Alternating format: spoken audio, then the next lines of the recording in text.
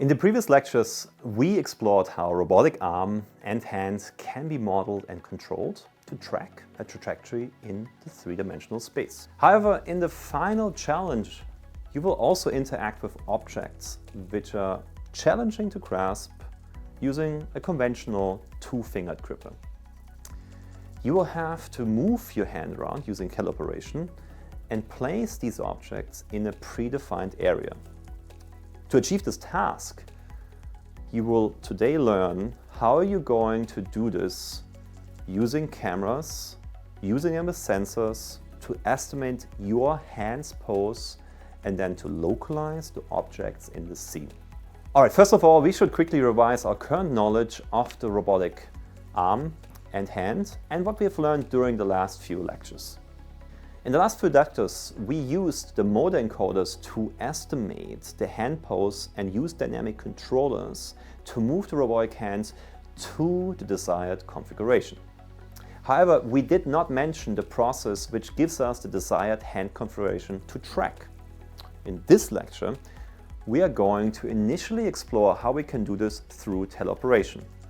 Later, we are going to go a little bit more on the autonomy side and show the necessary theoretical components that we need to automatically detect an object and with its position use it to control the pickup with the hand. So let's start with part 1 on Teleoperation. One task of the final challenge will be the teleoperation of your robotic hand to grasp some object. So let's visualize the setup you're going to use before introducing more theoretical concepts. During the challenge, there will be a robotic arm anchored to the table with your custom robotic hand mounted on its end effector. There will also be a camera, very similar to the one that the picture is shown here, mounted on the left side of this workbench. So as you can see, this camera is not exactly a standard webcam. It has in fact two built-in cameras called stereo cameras. A color camera for capturing the full image colorfully, along with an infrared projector and detector, which allow creating a more detailed depth image of the environment. The two cameras are constructed to be rigidly attached at a fixed distance between each other. And we will later see why this detail is very important. Here you can see a depth image video recorded from the camera. As you can see, a bluer color corresponds to a point that is further away from the camera, while a more red-looking color indicates a point that's closer towards the camera. So in this lecture today, we will first cover how we can use the camera pictures to perform teleoperation of the robotic hand. We can divide the teleoperation task into 3 different parts. The estimation of the joint coordinates of each finger using the pictures as inputs. Then the mapping, also called the retargeting, from the finger coordinates to our robotic hand space. And finally, the computation of the control strategy to move the robotic hand to its desired configuration. During the last lectures, you have already seen controllers used to move the hands into a desired configuration using the joint coordinate space. Therefore, in the next part, we are going to focus on the first 2 aspects that you see here on the slide. The first part is, for the teleoperation process, the estimation of the joint coordinates of both the fingers and the palm of the hand. We can get this information by using a neural network that receives images and/or just depth maps as inputs and outputs the 3D coordinates of a whole set of hand landmarks. This includes also the fingertips and the wrist. There are several different algorithms that allow us to achieve this. And so in this slide, we actually show one that uses the same camera that you're going to use in the final challenge.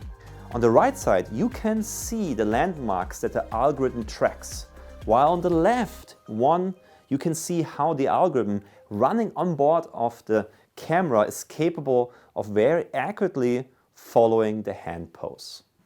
Now that we have all the joint coordinates in the 3D space, we have to remap them to our robotic hand. And that hand which may have less than 5 fingers, and that depends on your design choice, will affect this remapping. In fact, we will have the 5-hand manipulator be able to see so far as 5 fingers, but it's very common to have manipulators with just 3 or 4 fingers, as you can see some examples on this slide. So first of all, how to choose from a high-level perspective which robotic finger corresponds to which human finger. And I think this is going to be very important because the later optimization problem might become extremely difficult if the 2 finger configurations are far from each other. So now we have to select an error metric that we want to minimize. A good candidate is the distance between one fingertip to all the other fingertips and the palm.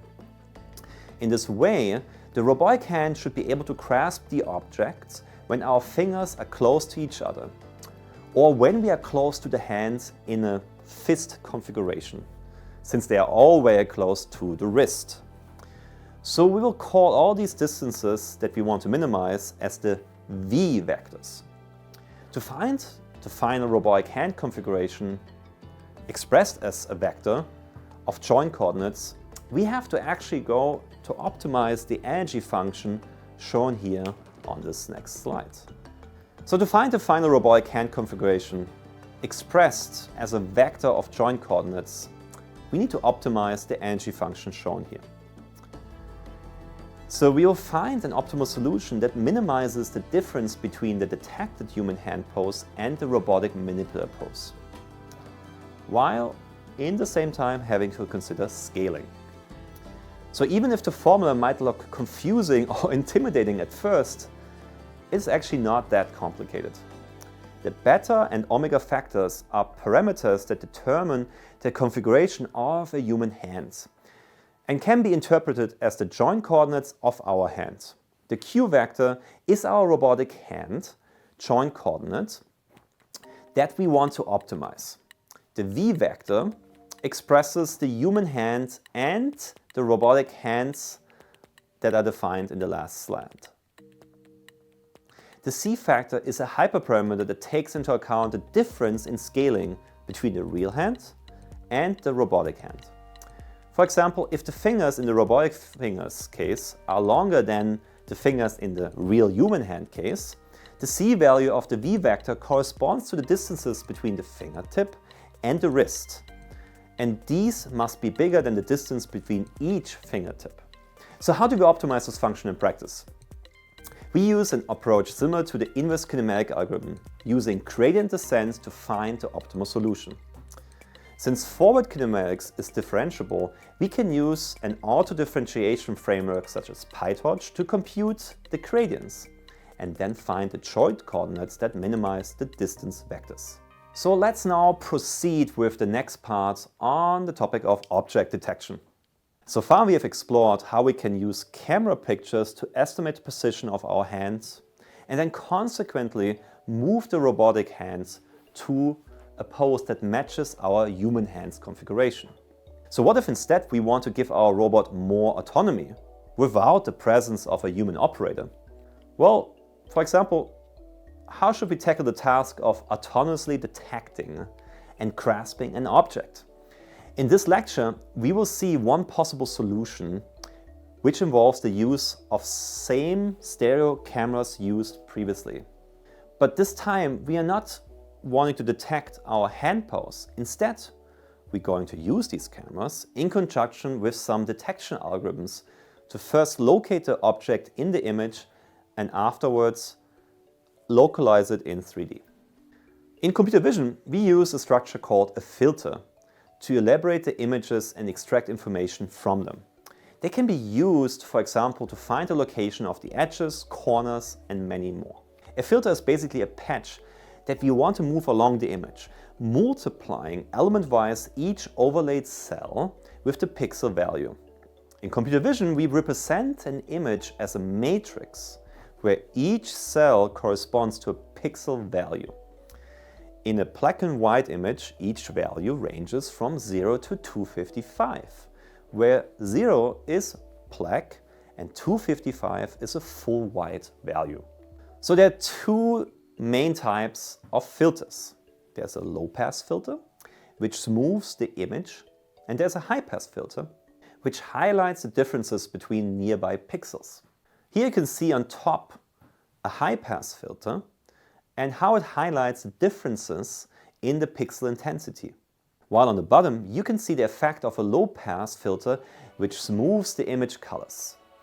So the simplest filter we can create is a Gaussian filter, which smooths the image and creates an output that resembles a lower resolution version of the initial picture. The patch applied to the image is a 2D discrete approximation of a Gaussian function. So you can see how different patch dimensions change smoothing from milder to more aggressive. If instead we want to highlight the edges in an image, we can use a different filter like the one shown here. It's called the Sobel filter. So you can see how, depending on the orientation of the filter, it either highlights the differences along the X or Y direction or not. You can think of this filter as an approximation of a derivation along one of the two directions. So here you can see the previous two filters applied to an image. As you can see, for example, in the left image, when the original image goes from a darker to a lighter pixel, like nearby the text, the result is slightly whiter pixel since the derivative is positive at that place. On the other side, when it goes from a brighter to a darker area, the resulting pixel is black since the derivative is negative. So with the Gaussian filter and the derivative filters, we can also apply some more complex inference on the image, such as an edge detector algorithm called Canny Edge Detector. This algorithm firstly converts the picture into grayscale. Then it applies a Gaussian filter to smoothen the image. Afterwards, it computes an approximation of the derivative along the X and the Y direction by just using a derivative filter we have seen in the previous slide. Then it computes the edge gradients pixel-wise by calculating the square root of the sum of the derivative in the X and Y direction squared. It then thresholds the gradient to remove the least sharp edges and performs a so-called non-maximum suppression to find the center of the edge. You can see in the slide how we can highlight very clearly the edges using only filters. So using these tools and more advanced classical computer vision techniques, we could also create more sophisticated algorithms that would allow us to extract full features from an image or classify its content. But due to the time constraints, we will not proceed to explore more advanced techniques involving neural networks. So far we have seen approaches where we used filters to process the images. What if instead we could somehow train the computer to recognize what we want by giving it examples? That's where deep learning and neural networks become really handy. And in the next part of this lecture, we will explore how we can use this technique for the final challenge of this class. Before going more into detail about what a neural network is and how it extracts information from an image, I want to give you an overview of what vision tasks we can achieve using this technique. So the easiest task we can train a neural network for is called classification.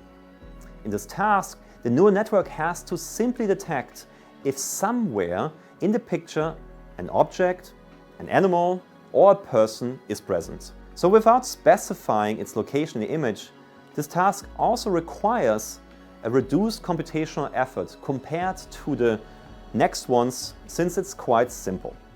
So if we instead want to detect more than one instance of an object in a picture and also find their location, the task is named object detection. In this task, the neural network outputs both the type of the detected object called class and also a bounding box. This is just simply a rectangle that's overlaid on the image that represents what the algorithm thinks that the whole object is there located in this image. So the algorithm for this task is more complex than the ones used for classification, and they require more time to train and also more computing effort. Even if the bounding box might give us enough information on the location of the object, sometimes we want more details on the area of the image covered by the object. In the semantic segmentation task, the network has to assign to each pixel in the image the object class that corresponds to that particular pixel, constructing in this way a mask for each single object. Sometimes, instead of the recognition of the whole object, we may be more interested in detecting some key points. For example, just the joints of the fingers, or the facial features, such as a point or several points on the lips, eyes, and many more places. So this task is more complicated than the previous ones, and it requires more computational power. So now that we have shown what can be achieved using neural networks, let's look closer to see what they are in practice and how do they work. A neural network is a combination of thousands and thousands of building blocks called neurons, arranged in several layers of perceptrons. A perceptron is a block consisting of 2 or more input neurons, and they are connected to a linear combiner and an activation function which outputs the result. In practice, the inputs are real numbers which get multiplied each one by another number called weight, and afterwards summed together in the linear combiner. This sum then is fed through a function called the activation function, which bounds the result. So there are several different activation functions, but the most used ones are so-called ReLU and sigmoid. There's a nice tool I would like to mention. Go out and check it out on TensorFlow. Let's now look at one of the examples of how we can use a simple neural network to classify some handwritten digits. In this example, we are going to use a famous dataset called MNIST. It contains thousands and thousands of 28 by 28 pixel images of handwritten digits from 0 to 9. In this example, we create an input with the dimension 784, where each input neuron corresponds to the grade gradient of each pixel from 0 to 255. The neural network outputs 10 classes, corresponding to each different digit 0 to 9. After some training, the model is capable of classifying the digits pretty well, with about 98% accuracy. I will link a tutorial where you can try this example on your own. So in this last slide that you just saw, we fed a small image through a neural network by inputting each individual pixel value to the network. However, you can imagine how this scales very badly when we consider today's standards such as 1080p or even 4K pictures. When we have a large image as input, we need to use more specialized neural networks called convolutional neural networks. This architecture uses the same filters that we have seen in the previous section when we talked about computer vision methods. In this case, we apply a filter to the input image to process it and extract the most important features. While in the classical methods the filter was hand-designed, here it is a network itself that learns what is the best filter that allows it to recognize, for example, to classify the image. So one very nice aspect I would like to stress in this case is the similarity between the learned filters in the convolutional neural network and the filters we have seen before. In fact, there are several publications showing how the learned filters are very similar to the ones that we handcraft. For example, look at these filters extracted from the first layer of a trained convolutional neural network. The one on the top left are almost identical to the derivative filters we have seen in the first part. After the CNN applies the filter, the dimensions of the image are still the original ones, even if the content now is transformed to better extrapolate the information the network needs. However, we have to reduce the dimensionality of the inputs since our output will be, for example, the type of object present in the image if we are training the network to perform classification. To do this, we use a technique called pooling, where we divide the image into patches and apply a function that maps from the end pixel to the patches of the image into a single pixel. For example, we could take the maximum of the patch, and this is called maximum pooling. We could also average the values in the patch, and that's called average pooling. By performing these filtering techniques, technically called convolutions, pooling, and also adding a classical neural network called a fully connected layer, we have a complete convolutional neural network architecture. One of these first architectures of convolutional neural networks was called LeNet. And it has really simple designs that you could see here on the slides. It inputted 28 by 28 pixel images, outputted 10 different classes, and had only 2 layers of convolutions and pooling. After LeNet, a more deep architecture was presented called AlexNet, which allowed it to process images with dimensions of 227 by 227 and classify 1000 different classes and had 3 layers of convolutions and pooling. Both the networks we presented so far do not really hold up to the current state-of-the-art networks that we have these days. These new architectures in fact use more complex structures like ResNet, which you can see in this slide. This architecture introduces the concept of residuals, which are basically consisting of skipping connections or shortcuts that allow to train a network in a more easy fashion. In this kind of structure, these skips are represented by the usages of arrows that go directly from the previous blocks to the next blocks. In comparison, an architecture called VGG, the network represented in the bottom of the slide, is a bit more similar to what we presented to you before, but is simply composed of several blocks of convolutions and pooling layers. So let's now summarize what we have seen so far. So we started by introducing the various tasks that we can accomplish using deep learning for vision applications. We then briefly described how a neural network works from a high-level perspective and how we can use them to classify small images by using the brightness of each pixel as an input to the network.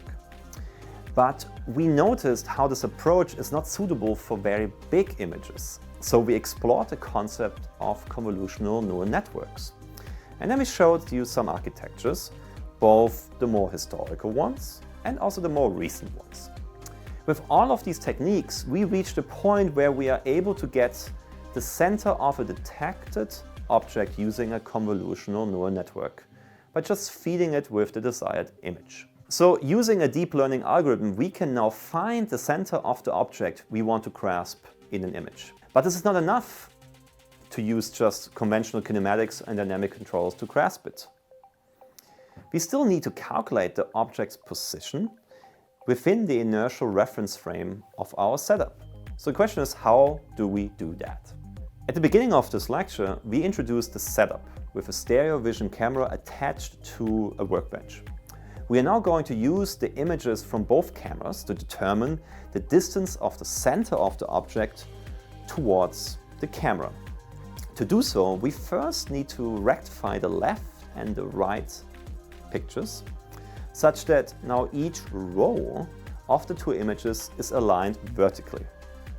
You can see here how the images taken with the left and the right cameras initially picture the same object, but from a very different orientation. After this stereo rectification, the same feature, or let's say detail, has the same vertical pixel coordinates. Now we apply our deep learning algorithm to find the center of the object that we want to grasp within the left picture. So now we have rectified the image in such a way that the vertical coordinate of a pixel in the left image is the same of the corresponding pixel in the right one. And we have found the center of the object we want to grasp. How do we find the corresponding pixel coordinates on the right picture? Well, intuitively, we need a metric to evaluate each pixel on the same horizontal line as the detected one and assign a score of how similar the area of the patch near the new pixel is compared to the original pixel. There are several possible metrics, like the sum of squared differences, the sum of absolute differences, and many more. For example, the sum of squared differences takes into consideration the 2 patches we want to evaluate. And per each pixel in the same position in both patches, it squares the brightness difference between the pixels taken from the two patches, and sums these differences for all pixels in the patches. The sum of absolute differences does the same process, but by taking the absolute value instead of squaring the difference. So once we find the pixel location that minimizes the metric, then we can actually estimate the 3D location of the point using the pinhole camera model. This model is quite simple, and you can see a brief representation of it in the slide. So in particular, since we now know the pixel coordinates in both the left and right pictures, the baseline is given by the stereo camera manufacturer, as well as the focal length. We can use the Pythagorean theorem to estimate the distance of the object from the cameras, and by applying the same principle on the y-axis, locate the object in 3 dimensions. So during this lecture, we have seen several different topics and concepts. So we will now try to summarize them to hopefully help you to better understand them. We opened it by explaining the teleoperation task, where we introduced the camera setup we were going to use, and we divided the teleoperation task into its main components: sensing, mapping, and control. So in particular, we have seen how we can use a stereo camera to detect the hand pose in the sensing part of the task. So how we can now map our 5-fingered hands to an almost arbitrary robotic hands in the mapping part, that was the second step. In the end, we briefly discussed how we can use previously seen algorithms to move our robotic hands into a desired pose. Next, we explored a completely different topic regarding the object detection task. We have seen how we can use classical computer vision to detect edges or even blur an image. Then we introduced the concept of neural networks and focused in particular on convolutional neural networks. We have seen how they use the concept of filters we have previously seen, and how the learned filters are very similar to the handcrafted filters. Finally, we presented some simple CNN architectures to understand through these examples how a complete neural network actually works. In the final part, we briefly discussed how stereo vision works and how we can triangulate a point in 3D world setups by using a special technique called stereo vision matching. Using this information about detected objects, we can now use a classical controller to move the robotic hand near the desired object and then pick it up.